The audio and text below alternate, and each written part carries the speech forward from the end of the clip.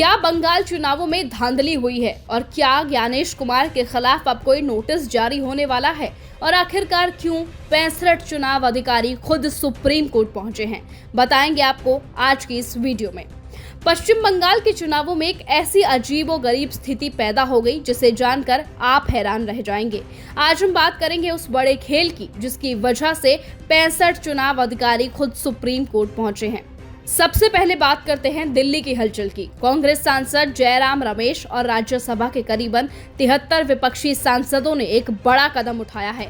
उन्होंने राष्ट्रपति को संबोधित करते हुए मुख्य चुनाव आयुक्त यानी कि ज्ञानेश कुमार को हटाने के लिए एक नया नोटिस ऑफ मोशन सौंप दिया है। विपक्ष का साफ कहना है कि 15 मार्च 2026 के बाद से चुनाव आयोग ने कई गलतियां की हैं जो सीधे तौर पर संविधान का उल्लंघन है। जयराम रमेश का दावा है कि ज्ञानेश कुमार के खिलाफ 9 विशिष्ट आरोप लगाए गए हैं और उनका पद पर बने रहना निष्पक्ष चुनाव के लिए खतरा है। हालांकि इससे पहले भी ऐसे ही कई नोटिस खारिज किए जा चुके हैं, लेकिन विपक्ष का ये दावा है कि इस बार के सबूतों को नकारा नहीं जा सकता। अब आते हैं बंगाल की जमीनी हकीकत पर। बंगाल चुनावों में इस बार SIR यानी कि स्पेशल इंटेंसिव रिवीजन चर्चा का विषय बना हुआ है। दावा किया जा रहा है कि वोटर लिस्ट को शुद्ध किया जा रहा है, लेकिन नतीजा क्या निकला है आपको बताएं कि करीबन 27 लाख लोगों के नाम वोटर लिस्ट से कट गए हैं। इनमें सबसे चौंकाने वाला मामला उन 65 चुनाव अधिकारियों का है जिनकी ड्यूटी खुद बंगाल में चुनाव संपन्न कराने में लगी है। सुप्रीम कोर्ट में वरिष्ठ वकील MR शमशाद ने दलील दी है कि इन अधिकारियों के पास वैध एपिक नंबर थे जो उनके ड्यूटी ऑर्डर में भी दर्ज थे, लेकिन अचानक उन्हें लिस्ट से हटा दिया गया।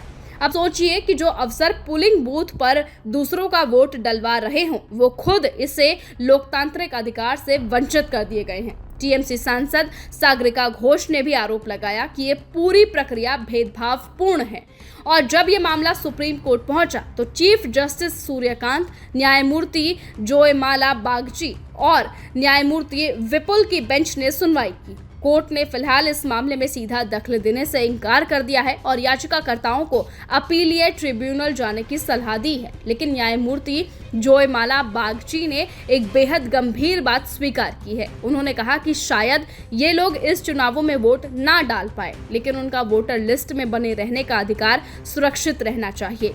अब सवाल यही उठता है कि अगर लोकतंत्र में इस चुनावों का वोट ही निकल गया तो भविष्य के अधिकार का क्या मोल? अगर वोटर लिस्ट को सुधारना ही था तो ये प्रक्रिया 2 साल पहले क्यों नहीं की गई? विपक्ष का सीधा आरोप है कि चुनाव आयोग सत्ता पक्ष में इशारों पर काम करता है, वहीं सरकार की ओर से इस लिस्ट की शुद्धता बताया जाता है, लेकिन जब खुद चुनाव करवाने वाले अधिकारी ही वोट ना दे पाएं तो क्या इसे वाकई निष्पक्ष चुनाव कहा जा सकता है?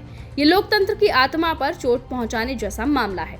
तो दोस्तों, ऐसे में पश्चिम बंगाल चुनावों का ये घटनाक्रम भारत के चुनावी इतिहास में एक बहुत बड़ा सवालिया निशान बनकर खड़ा हुआ है।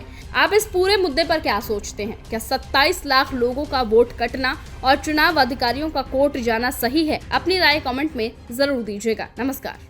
अगर आपको ये हमारा वीडियो पसंद आया हो तो इसे लाइक और शेयर करना बिल्कुल ना भूलें। साथ ही हमारे चैनल न्यूज गंगा को सब्सक्राइब और फॉलो जरूर करें ताकि देश और दुनिया की हर बड़ी खबर आप तक सबसे पहले पहुंचे।